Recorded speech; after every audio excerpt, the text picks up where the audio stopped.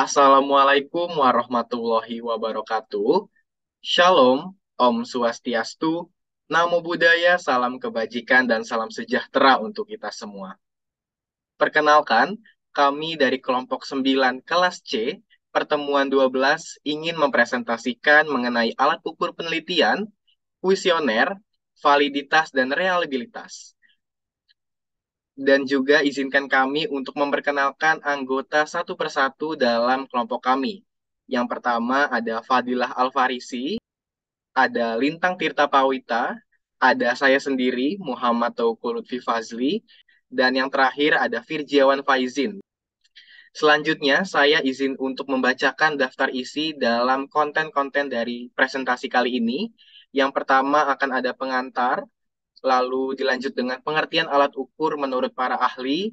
Selanjutnya ada jenis-jenis alat ukur penelitian, kuesioner, jenis-jenis kuesioner, karakteristik kuesioner dalam penelitian kuantitatif, dilanjut dengan validitas, jenis-jenis validitas, bentuk validitas, konsep validitas, pengukuran empiris pada validitas, dan dilanjut dengan reliabilitas, dan dilanjut lagi dengan jenis-jenis reliabilitas, bentuk-bentuk reliabilitas, konsep-konsep reliabilitas, studi kasus, keterkaitan dengan studi kasus, dan diakhiri dengan kesimpulan dan daftar pustaka.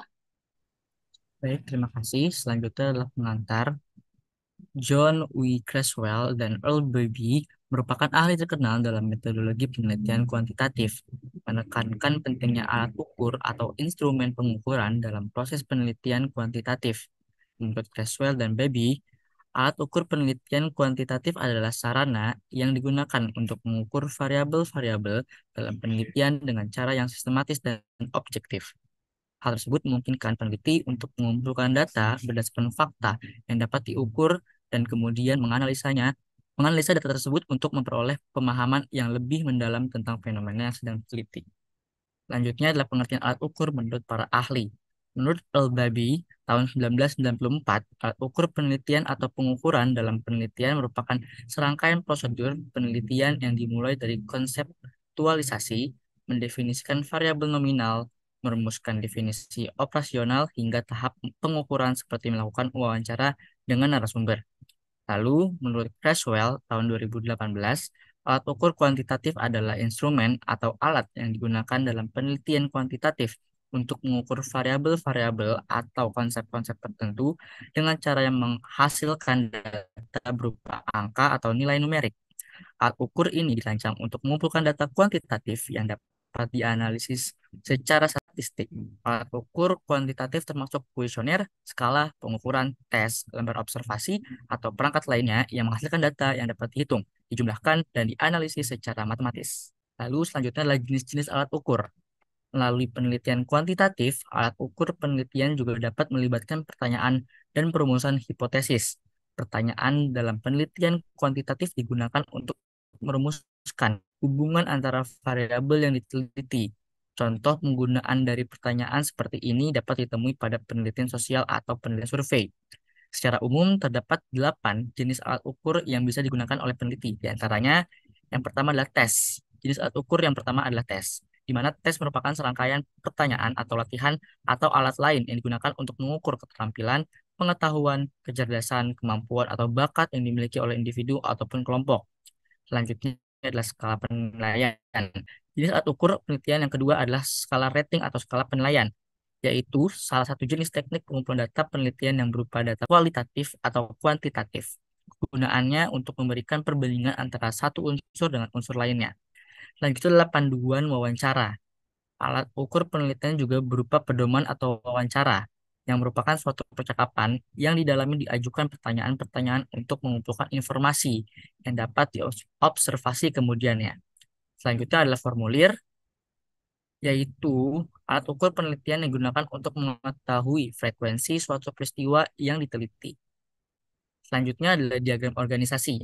Alat ukur penelitian yang kelima, yaitu diagram organisasi. Flowchart sendiri merupakan jenis diagram yang menggambarkan alur kerja, langkah demi langkah, dan proses demi proses. Selanjutnya adalah observasi, yaitu proses mengamati suatu objek penelitian atau memperoleh data-data yang diperlukan berdasarkan objek yang diteliti. Selanjutnya adalah kuesioner. Ini sangat umum digunakan, yaitu daftar pertanyaan multi-respons yang harus dijawab oleh subjek penelitian. Dan juga yang terakhir yaitu sosiometri.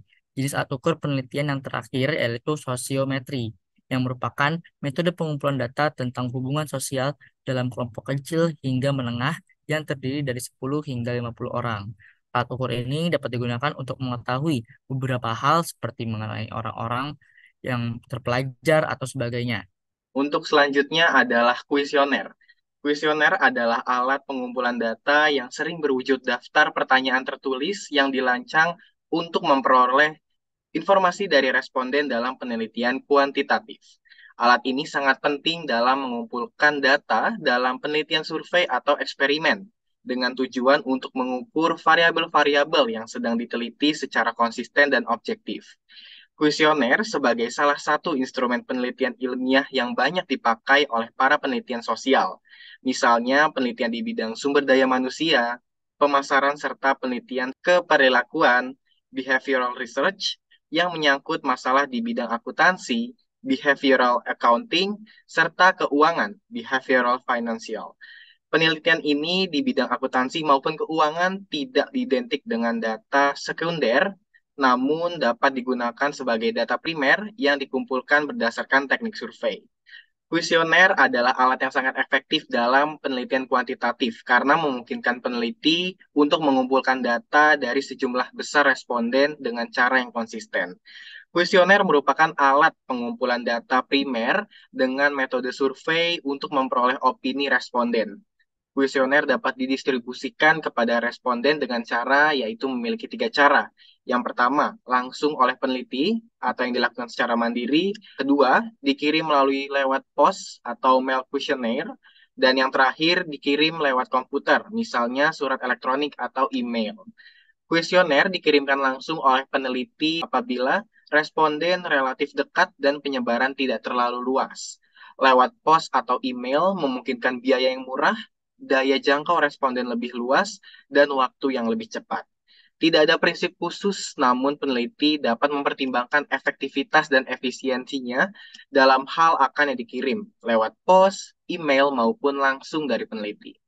Kuesioner dapat digunakan untuk memperoleh informasi pribadi, misalnya sikap, opini, harapan, dan keinginan responden.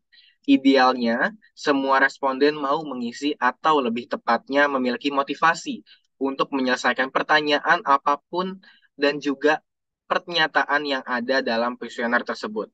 Apabila tingkat respon diharapkan 100%, maka semua kuesioner yang dibagikan kepada responden akan diterima kembali oleh peneliti dalam kondisi yang lebih baik dan kemudian dianalisis lebih lanjut.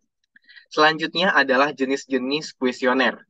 Berdasarkan penelitian kuantitatif, kuesioner sering digunakan sebagai alat utama untuk mengumpulkan data dari partisipan. Terdapat berbagai jenis kuesioner yang dapat digunakan, bergantung pada tujuan penelitian dan jenis data yang ingin dikumpulkan. Berikut merupakan beberapa variasi kuesioner yang umum digunakan dalam penelitian kuantitatif. Yang pertama adalah kuesioner struktural. Kuesioner ini memiliki format yang tetap dan biasanya mengandung pertanyaan tertutup dengan pilihan jawaban yang telah ditentukan sebelumnya. Kuesioner ini digunakan ketika peneliti ingin memperoleh data dalam survei dengan pilihan jawaban seperti sangat setuju, tidak setuju, atau sangat tidak setuju. Lalu yang kedua adalah kuesioner semi-struktural. Kuesioner ini mencakup kombinasi pertanyaan tertutup dan terbuka. Hal ini memungkinkan partisipan untuk memberikan tanggapan yang lebih rinci saat diperlukan. Jenis kuesioner ini memberikan fleksibilitas dalam pengumpulan data dan memungkinkan peneliti untuk mendapatkan wawasan yang lebih dalam. Lalu yang ketiga adalah kuesioner terbuka. Kuesioner ini berisi pernyataan terbuka yang mana partisipan diminta untuk memberikan jawaban dalam bentuk teks atau kalimat. Kuesioner semacam ini digunakan ketika peneliti ingin mendapatkan wawasan mendalam atau informasi yang tidak dapat diungkapkan melalui pernyataan tertutup. Selanjutnya yang keempat adalah kuesioner skala Likert. Skala ini digunakan untuk mengukur tingkat kesetujuan atau pendapat partisipan terhadap pernyataan tertentu. Partisipan diminta untuk menunjukkan sejauh mana mereka setuju atau tidak setuju dengan pernyataan tersebut. Seringkali dalam skala Likert ini dinyatakan dalam 5 hingga 7 poin. Selanjutnya adalah kuesioner penilaian. Kuesioner ini digunakan untuk mengumpulkan data mengenai evaluasi atau penilaian partisipan terhadap suatu produk, layanan, atau pengalaman tertentu. Kuesioner ini dapat mencakup pertanyaan tentang kepuasan, kualitas, atau harapan. Dan yang keenam adalah kuesioner demografis. Kuesioner ini mengumpulkan informasi mengenai karakteristik demografis seperti usia, jenis kelamin, pendidikan, pekerjaan, dan lain-lain. Informasi ini dapat digunakan untuk menganalisis data berdasarkan kelompok demografis tertentu. Selanjutnya yang ketujuh adalah kuesioner online, yaitu kuesioner yang termasuk dalam bentuk digital dari kuesioner yang dapat diisi secara daring oleh partisipan melalui email atau platform survei online lainnya. Peneliti memungkinkan pengumpulan data yang lebih cepat dan juga efisien. Selanjutnya adalah kuesioner telepon atau kuesioner jenis kuesioner yang kedelapan. Kuesioner ini melibatkan wawancara dengan partisipan melalui panggilan telepon. Metode ini sering digunakan dalam survei nasional atau internasional. Dan yang terakhir adalah kuesioner campuran. Kuesioner ini menggabungkan berbagai jenis pernyataan dan pertanyaan serta metode pengumpulan data yang untuk mencapai tujuan penelitian tertentu. Peneliti dapat mencakup berbagai kombinasi, termasuk pernyataan tertutup, terbuka, skala Likert, dan lain-lainnya. Dari hal tersebut dapat dijelaskan bahwasannya pemilihan jenis kuesioner yang sesuai akan bergantung pada tujuan penelitian, karakteristik partisipan, dan tujuan analis data. Oleh karena itu, peneliti harus diperlukan untuk merencanakan dan merancang kuesioner secara hati-hati agar data yang diperoleh dapat memberikan wawasan yang sesuai dengan tujuan penelitian. Selanjutnya adalah karakteristik dari kuesioner penelitian kuantitatif, yang mana tentunya hal ini merupakan ciri-ciri atau atribut yang melekat dari alat atau yang mempengaruhi dari cara pengumpulan data serta kualitas hasil penelitian. Yang pertama adalah struktur harus standarisasi, yang mana berikut dari pernyataan, pertanyaan dari responden harus dengan cara urutan yang konsisten. Lalu ada pertanyaan tertutup, karena sebagian besar pertanyaan dalam kuesioner bersifat tertutup, yang berarti responden diminta untuk memilih dari pilihan jawaban yang telah ditentukan sebelumnya. Lalu yang ketiga adalah validitas. Hal ini mengacu pada sejauh mana pertanyaan-pertanyaan dalam kuesioner benar-benar mengukur konsep dan atau variabel yang dimaksud. Selanjutnya yang keempat adalah reliabilitas. Hal ini mengukur sejauh mana kuesioner menghasilkan hasil yang konsisten jika digunakan berulang kali pada sampel yang sama. Selanjutnya yang kelima adalah skala pengukuran. Perlu menggunakan berbagai jenis skala pengukuran untuk mengukur variabel-variabel tertentu. Lalu yang keenam adalah pertanyaan demografis. Kuesioner seringkali mencakup pertanyaan demografis yang mengumpulkan informasi tentang karakteristik, pendidikan, jenis kelamin, usia, dan lain-lain. Lalu yang ketujuh adalah bahasa yang jelas. Kuesioner harus menggunakan penjelasan dan juga bahasa yang jelas, sederhana, dan mudah dimengerti oleh responden. Lalu yang kedelapan adalah piloting. Sebelum digunakan secara luas, kuesioner sering diuji dengan sejumlah kecil responden dalam proses yang disebut dengan piloting. Lalu yang kesembilan adalah konsistensi visual, yang dimana kuesioner harus dirancang dengan konsistensi visual yang baik, termasuk penggunaan format, jenis huruf, tata letak, dan lain-lain. Lalu yang ke-10 adalah instruksi yang jelas. Kuesioner biasanya dimulai dengan instruksi yang jelas kepada responden mengenai cara mengisi kuesioner. Lalu yang ke-11 adalah metode pengiriman. Kuesioner dapat dikirim atau disebarluaskan melalui metode seperti surat, email, platform survei lainnya, dan lain-lain. Dan yang terakhir adalah privasi dan etika.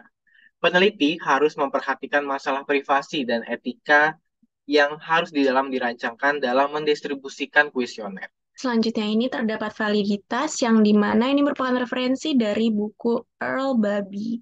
Ya, validitas tersendiri itu adalah validitas yang berpacu pada sejauh mana ukuran empiris memadai mencerminkan arti yang sebenarnya dari konsep yang dipertimbangkan. Validitas sebuah istilah yang menggambarkan ukuran yang secara akurat mencerminkan konsep yang dimaksudkan untuk mengukur. Selanjutnya itu ada jenis-jenis validitas. Jenis-jenis validitas itu sendiri ada validitas wajah, ukuran yang masuk akal untuk suatu variabel. Yang kedua ada validitas konstruk, sejauh mana suatu ukuran berhubungan dengan variabel lain, seperti yang diharapkan dalam sistem hubungan teoritis. Yang terakhir itu ada validitas yang berhubungan dengan kriteria. Sejauh mana suatu ukuran berhubungan dengan beberapa kriteria eksternal. Sebagai contoh, validitas tes Dewan Perguruan Tinggi ditunjukkan dalam kemampuan mereka untuk memprediksi keberhasilan perguruan tinggi siswa. Juga disebut validitas prediktif. Selanjutnya itu ada bentuk validitas. Validitas isi mengacu pada seberapa banyak suatu ukuran mencakup rentang makna yang tercakup. Yang kedua ada validitas bersamaan. Validitas bersamaan itu merupakan pacuan pada hubungan antara skor dan kinerja. Dan yang terakhir ada validitas empiris, yang dimana merupakan hubungan antara skor dan kriteria ini merupakan ukuran yang bebas dan langsung terhadap apa yang ingin diprediksi oleh ukuran tersebut. Selanjutnya itu ada konsep validitas. Di sini kita mengambil contoh konsep dari rumah tangga yang dimana ini merupakan validitas konstruk. Misalnya, mungkin cukup menyimpulkan bahwa kepuasan suami dan istri akan lebih kecil kemungkinannya daripada yang tidak puas untuk menipu pasangan mereka sendiri. Ya, tidak lain tidak bukan, yaitu berselingkuh ya. Oke, yang selanjutnya itu ada contoh status pekerjaan. Status pekerjaan itu ada validitas bersamaan adalah jika kita ingin mengevaluasi validitas tindakan pemberdayaan baru secara bersamaan, kita dapat menerapkan tindakan tersebut pada pekerja pertanian migran dan pemilik pertanian dengan teori bahwa pengukuran kita harus menunjukkan bahwa pemilik pertanian lebih tinggi dalam pemberdayaan. Selanjutnya itu ada pengukuran empiris pada validitas. Pengukuran empiris tertentu mungkin sesuai atau tidak sesuai dengan kesepakatan umum dan gambaran mental individu kita mengenai suatu konsep. Sebagai contoh, Anda dan saya bertengkar tentang apakah menghitung jumlah keluhan yang diajukan ke pekerja akan cukup mengukur moral. Namun, kita pasti setuju bahwa jumlah keluhan ada hubungannya dengan semangat kerja. Artinya ukuran tersebut valid pada wajahnya. Selanjutnya ada yang namanya reliabilitas. Apa sih itu reliabilitas? Ya, reliabilitas adalah pertanyaan yang berisikan teknik-teknik tertentu yang menerapkan berulang kali hal yang sama dan juga hasil yang sama setiap saat. Reliabilitas ini merupakan kualitas metode pengukuran yang menunjukkan bahwa data yang sama akan dikumpulkan setiap kali dalam pengamatan berulang dari fenomena yang sama. Namun, reliabilitas ini tidak menjamin akurasi yang sangat tepat atau presisi. Sebagai contoh, seorang melakukan penimbangan berat badan dengan alat ukur, tetapi pada keesokan harinya berat badan itu bisa jadi bertambah ataupun berkurang. Itu sebabnya reliabilitas ini tidak menjamin keakuratan atau presisi.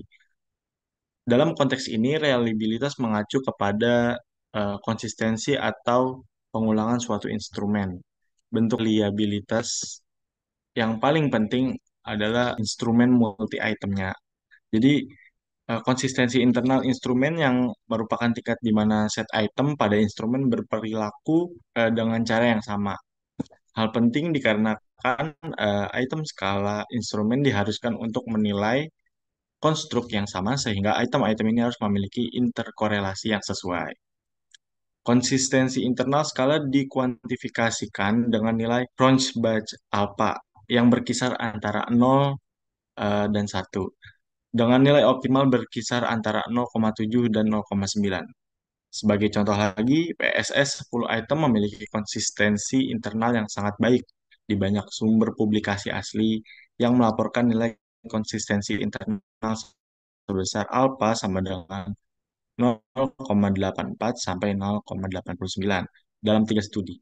Cohen, Kamark, dan Marmelstein 1983. Selanjutnya ini ada jenis-jenis reliabilitas. Yang pertama itu ada split half. Metode split half ini adalah teknik pengujian instrumen reliabilitas dengan cara membagi dua bagian. Indeks dari reliabilitas itu sendiri dicerminkan dari korelasi antara dua bagian instrumen. Metode split half ini indeksnya dari reliabilitas itu sendiri dicerminkan dari korelasi antara dua bagian instrumen. Dengan menggunakan metode split half ini akan secara acak menempatkan 10 item ke dalam dua bagian menjadi 5 item per bagian. Setiap bagian akan memberikan ukuran yang baik tentang prasangka instrumen yang sedang diuji dan kedua bagian tersebut mengklasifikasikan responden dengan caranya yang sama. Jika kedua bagian tersebut mengklasifikasikan instrumen yang berbeda, kemungkinan besar hasilnya akan terjadi masalah dalam mengukur variabel yang ada. Di sini ada bentuk reliabilitas. Yang pertama itu ada bentuk paralel. Dalam pendekatan bentuk paralel, tes yang akan diestimasi reliabilitasnya harus ada paralelnya, yaitu tes lain yang sama tujuan, ukuran, serta isi itemnya, baik secara kualitas maupun kuantitasnya. Dengan bahasa sederhananya dapat dikatakan bahwa kita harus mempunyai dua tes yang kembar atau sama. Yang kedua ada bentuk konsistensi internal. Pendekatan konsistensi internal ini dilakukan dengan menggunakan satu bentuk tes yang dikenakan hanya sekali saja pada sekelompok subjek atau yang dinamakan single trial administration. Dengan menyajikan satu tes hanya satu kali, maka problem yang mungkin timbul pada dua pendekatan reliabilitas terdahulu dapat dihindari. Nah, ini ada konsep reliabilitas. Eh, Kita ngambil konsep menggunakan tes retest atau yang tadi udah dijelasin yang berulang-ulang. Metode tes retest sebagai contoh dalam penelitian Health Hazard Appraisal atau HHA, sebuah bagian dari pengobatan pencegahan Jeffrey Sachs, Mark Prashad, dan Jeffrey Newman 1980 ingin menentukan resiko terkait dengan berbagai latar belakang dan faktor gaya hidup, sehingga memungkinkan dokter untuk menasihati pasien mereka dengan tepat. Namun, tujuan ini sangat bergantung pada keakuratan informasi yang dikumpulkan tentang setiap subjek dalam penelitian. Dengan demikian, tes retest mengungkapkan bahwa metode pengumpulan data ini tidak terlalu dapat diandalkan. Lanjut, kita ada studi kasus. Kita di studi kasus ini ngambil judulnya dosen UNJ ada 4 indikator kembangkan lingkungan belajar inklusif. Mengungkapkan upaya Universitas Negeri Jakarta atau UNJ dalam mengembangkan lingkungan belajar yang inklusif. Dalam berita ini, dosen-dosen UNJ menyatakan bahwa terdapat 4 indikator utama yang menjadi fokus dalam pengembangan lingkungan belajar yang inklusif, yaitu aksesibilitas fisik, dukungan akademik, integrasi sosial, dan pengelolaan program. Studi ini mungkin melibatkan pengumpulan data dari mahasiswa, dosen, dan staf akademik UNJ untuk mengukur efektivitas upaya yang telah dilakukan dalam memenuhi 4 indikator tersebut. Dengan memahami indikator-indikator ini dan bagaimana mereka berkaitan dengan pengalaman mahasiswa inklusif, UNJ dapat terus meningkatkan pendidikan yang inklusif mereka dan memberikan lingkungan yang lebih baik bagi semua mahasiswanya. Oleh karena itu, studi kasus ini dapat dijadikan sebagai kasus yang dapat diujikan dengan alat ukur penelitian kuantitatif, kuesioner, validitas, dan reliabilitas yang tadi udah dijelaskan sama teman-teman sebelumnya juga. Judul pada studi kasus ini adalah Evaluasi Program Pendidikan Inklusif di Universitas Negeri Jakarta, Pengembangan dan Pengujian Alat Ukur. Studi ini bertujuan untuk mengembangkan dan menguji alat ukur yang valid dan reliabel untuk mengukur efektivitas program pendidikan inklusif di Universitas Negeri Jakarta. Untuk selanjutnya adalah keterkaitan dengan studi kasus, yang mana tentunya dalam metodologi dari studi kasus ini memiliki keterkaitan yang pertama, ada pengembangan alat ukur. Alat ukur akan dikembangkan berdasarkan tinjauan literatur dan wawancara dengan staf akademik, mahasiswa inklusif, dan pejabat universitas yang terlibat di dalam program inklusif. Alat ukur ini mencakup berbagai aspek seperti aksesibilitas fisik, dukungan akademik, dan integrasi sosial. Lalu untuk metodologi yang kedua adalah kuesioner, yang mana kuesioner ini dikembangkan untuk diberikan kepada mahasiswa, staf akademik, dan pejabat universitas di UNJ yang terlibat dalam program inklusif. Mereka akan diminta untuk menilai berbagai aspek program inklusif menggunakan alat ukur yang telah dikembangkan.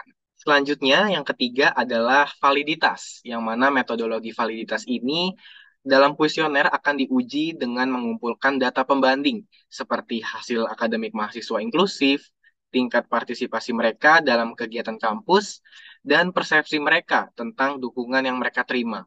Hal ini akan membantu dalam memastikan bahwa kuesioner mengukur harusnya diukur. Lalu untuk metodologi yang keempat adalah reliabilitas. Reliabilitas kuesioner akan diuji dengan mengukur tingkat konsistensi jawaban dari responden yang mengisi kuesioner pada 2 waktu yang berbeda. Hal tersebut akan membantu untuk memastikan bahwa alat ukur memberikan hasil yang konsisten. Lalu yang kelima, metodologinya adalah analisis data. Data yang dikumpulkan dari kuesioner akan dianalisis kembali menggunakan teknik statistik seperti analisis faktor eksploratory dan analisis korelasi untuk mengidentifikasi bahwa hubungan antara variabel-variabel yang diukur dalam alat ukur. Maka dari itu, kesimpulan dari keterkaitan studi kasus dengan berita yang kita jadikan sebagai studi kasus ini memberikan wawasan yang lebih baik tentang efektivitas program pendidikan inklusif di Universitas Negeri Jakarta dan akan menghasilkan alat ukur yang valid dan reliable yang dapat digunakan dalam penelitian selanjutnya atau dalam pemantauan berkelanjutan terhadap program inklusif tersebut. Hasil penelitian ini dapat digunakan oleh sivitas akademika maupun universitas dan lembaga-lembaga lainnya yang ingin mengembangkan dan memperbaiki program inklusif mereka. Karena tentunya dalam kesimpulan dari studi kasus ini kita melihat dari sisi alat ukur, reliabilitas, validitas, dan juga kuesioner yang digunakan dan tentunya hal tersebut bisa disebarluaskan. Baiklah, karena sudah di akhir sesi kegiatan kali ini sudah berakhir dan kami dari kelompok 9C mengucapkan terima kasih banyak kepada seluruh hadirin dan partisipan yang sudah menonton video presentasi kami mengenai alat ukur penelitian kuantitatif, validitas, reliabilitas, dan juga kuesioner. Dari kami, sekian itu saja. Kurang lebihnya mohon maaf bila ada kesalahan kata maupun perbuatan. Mohon maafkan kami. Akhir kata, wassalamualaikum warahmatullahi wabarakatuh. Om Santi, Santi, Santi Om.